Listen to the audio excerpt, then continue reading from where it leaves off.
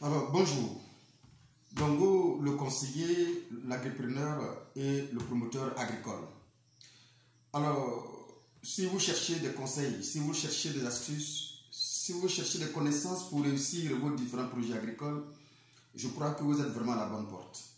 Pour celui qui découvre cette chaîne pour la première fois, je pense que pour ne pas rater nos prochaines vidéos, je vous suggère de vous abonner et de liker, je dirais plutôt d'appuyer sur la cloche de notification pour ne pas rater les autres vidéos à venir. Alors, nous allons essayer de vous expliquer un peu comment se fait, je dirais, la fertilisation en agriculture hors sol. Alors, beaucoup sont ceux qui ont des difficultés pour essayer vraiment d'alimenter leur culture hors sol, bien sûr.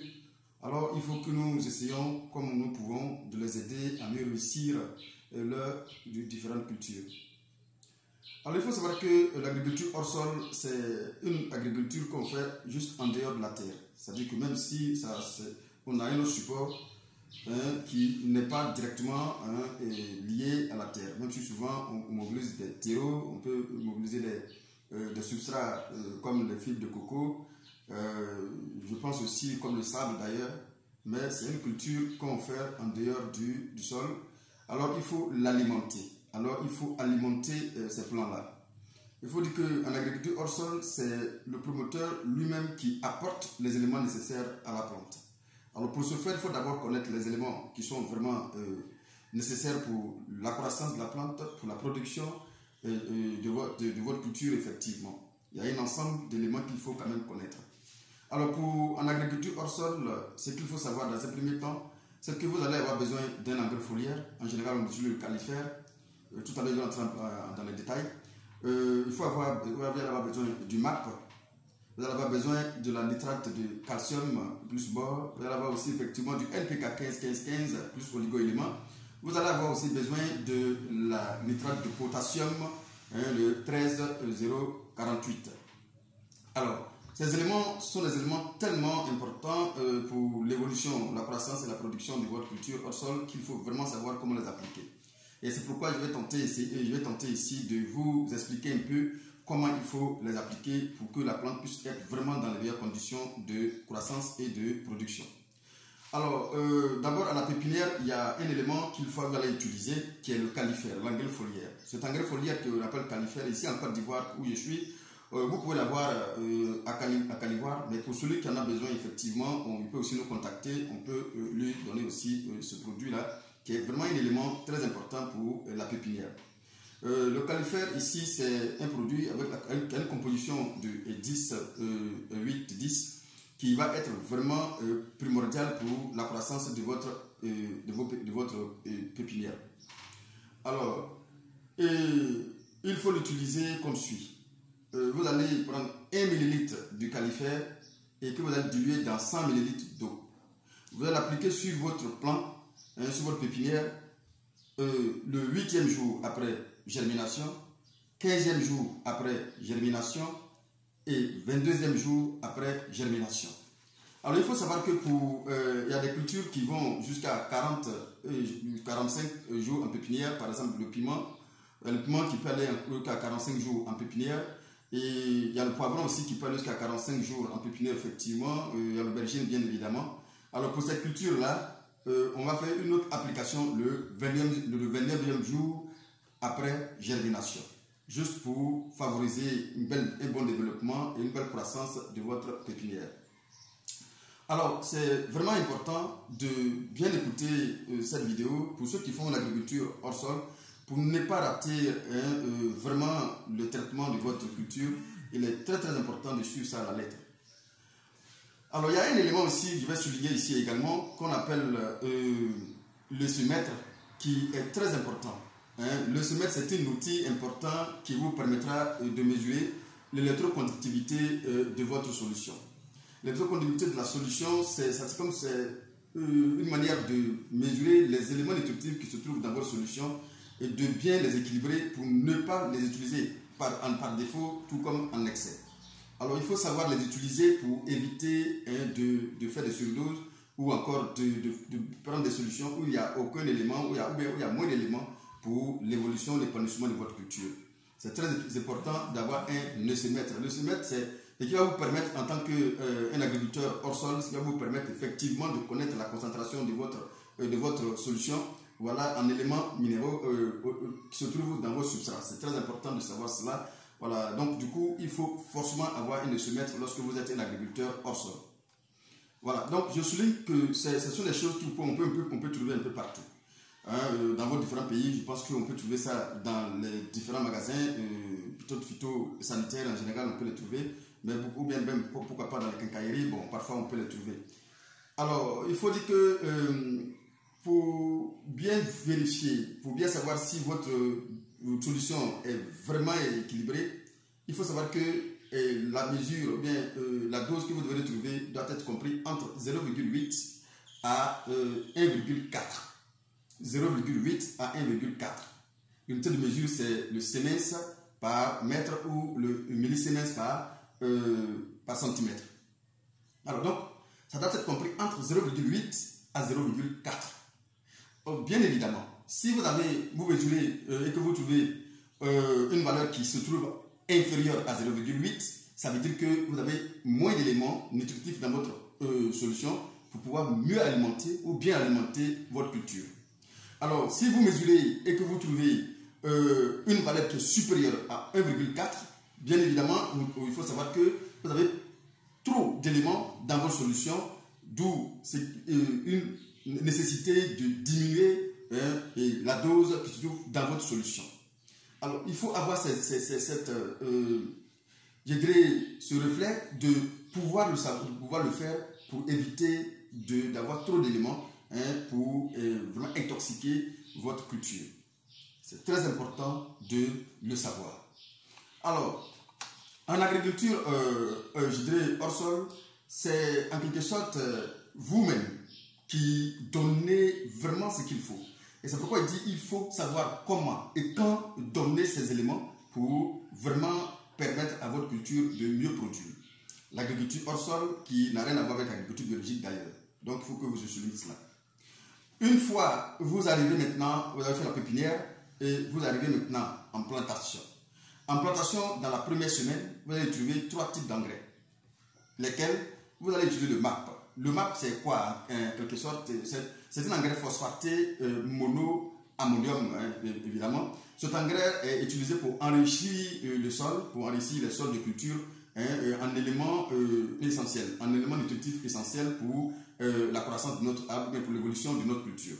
Voilà, on peut avoir un élément comme le phosphate dans le MAP, tout comme aussi on peut trouver de l'azote dans le MAP. Alors c'est pour éviter pour diminuer un peu, éviter le stress au niveau de notre culture qu'il faut dans la première semaine associer le MAP. C'est pourquoi il dit bien dans la première semaine il faut associer le MAP dans l'alimentation de notre culture. Alors donc j'ai dit nous allons avoir besoin du MAP et nous allons aussi avoir besoin ici effectivement du NPK.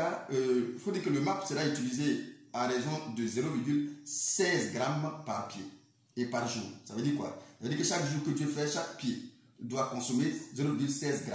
C'est-à-dire qu'on ne doit pas excéder, tout comme on ne doit pas être inférieur. C'est pourquoi il dit qu'il faut se mettre là pour permettre de mesurer, bien évidemment, vraiment la dose réelle qui se trouve de chaque élément qui se trouve dans votre solution. Donc il faut 0,16 g par pied et par jour.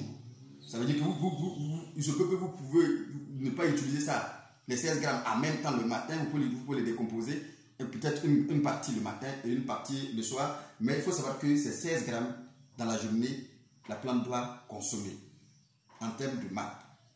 On va avoir besoin aussi effectivement également du NPK et 15-15-15. Le NPK 15-15-15 va favoriser la croissance, la résistance de votre culture. NPK 15-15-15, vous allez utiliser à raison de 0,20 g par pied et par jour dans la première semaine. 0,15 g par pied et par jour dans la première semaine. Très important. Alors, on va aussi avoir besoin du nitrate effectivement de calcium. Dans la première semaine aussi également, du nitrate de calcium à raison de 0,15 g par pied et par jour. 0,15 g par pied et par jour. Alors, vous savez, la préparation de cette solution semble tellement technique qu'il faut vraiment une connaissance technique pour ne pas vraiment stresser votre culture ou ne pas faire une overdose au niveau de l'alimentation de votre culture. C'est pourquoi ceux qui veulent vraiment faire de l'agriculture hors sol à grande échelle ou bien à un certain nombre de superficies, nous vous proposons de nous contacter. Donc, on va vous donner une fiche technique bien détaillée qui vous permettra effectivement de mieux réussir votre culture. C'est une fiche technique, ça ne vous coûtera pas grand chose, mais c'est bon d'avoir au moins les yeux sur une notice. Cette notice-là, vous allez regarder sous vos yeux, qui va vous permettre de mieux réussir dans un premier temps vos différentes cultures, surtout si vous êtes novice dans la chose. Et là aussi, si vous voulez une formation complète aussi en agriculture hors sol, je pense que nos portes vous sont ouvertes pour que vous puissiez vraiment avoir toutes les connaissances nécessaires pour pouvoir réussir vos différentes cultures. Donc, dans la première semaine, une fois fini la première semaine, on va éliminer, on va mettre de côté le MAP. Le MAP ne sera plus dans la consommation des plants, de l'alimentation des plants jusqu'au 8e jour. Donc, on va garder le NPK 15-15-15 et le nitrate de calcium jusqu'au 8e jour. Mais ça veut dire tout simplement, dans l'alimentation, et je souligne quelque chose qui est très important, il faut éviter d'associer tous ces trois-là en même temps dans la première semaine. Il faut éviter de les mettre ensemble dans votre bassine. C'est-à-dire que si vous voulez les mettre, il faut faire attention de ne pas les mettre en même temps. Vous pouvez choisir de mettre par exemple le MAP plus le NPK et 15-15-15 par exemple le matin, et le soir vous pouvez mettre uniquement que le nitrate de calcium le soir. Pour ce faire, il va falloir certaines techniques, il va falloir diviser la dose, la quantité d'eau qu'il faut donner à votre plante. C'est-à-dire que par exemple pour 100 plants, il faut au moins 650 ml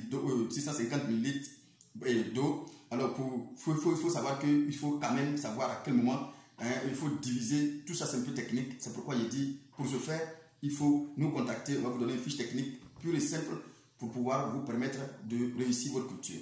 Parce que si on veut rentrer trop en le détail, la vidéo va être très longue et on sait qu'aujourd'hui les gens ne regardent pas les vidéos trop longues. Donc pour ce faire, on ne met pas, comme je l'ai dit, on ne met pas les trois solutions en même temps, mais les trois produits en même temps dans votre bassine. On ne les met pas en même temps. Il faut savoir les subdiviser. Comme je viens de le dire, après la première semaine, on va utiliser le NPK 15-15-15 plus le nitrate de calcium et de calcium jusqu'à 8 semaines.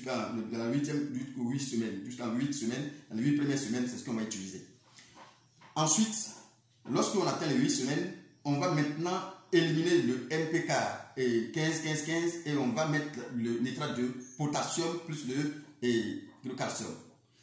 Nitrate de potassium plus nitrate de calcium. Le nitrate de potassium va maintenant favoriser la production, va vraiment favoriser vraiment la fermeté des fruits, et c'est pourquoi il faut apporter le nitrate de potassium plus le calcium.